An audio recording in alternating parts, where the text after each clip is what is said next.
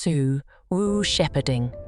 In 100 BC, the Xiongnu, a nomadic people, extended an olive branch to the Han Dynasty, expressing their willingness to renew diplomatic ties. Emperor Wu of Han dispatched Su Wu and over 100 others as envoys to the Xiongnu to reciprocate the goodwill. As Su Wu's entourage prepared to return to the Han Dynasty, they found themselves caught in the midst of internal turmoil within the Xiongnu. The Xiongnu detained Su Wu and his group, demanding their allegiance. The Xiongnu seek a new leader, initially sent Wei Lu with offers of money and official positions to persuade Su Wu, all of which were sternly rejected.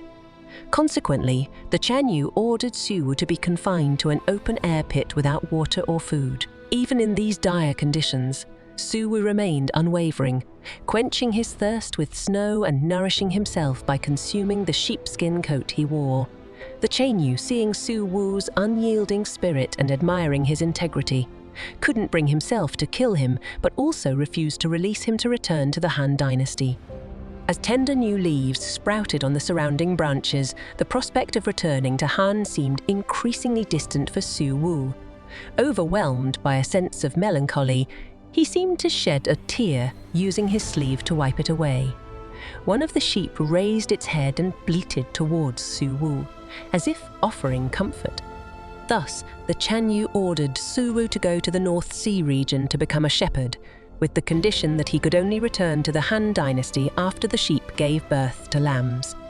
However, when Su Wu arrived at his place of exile, he discovered that the sheep were all rams.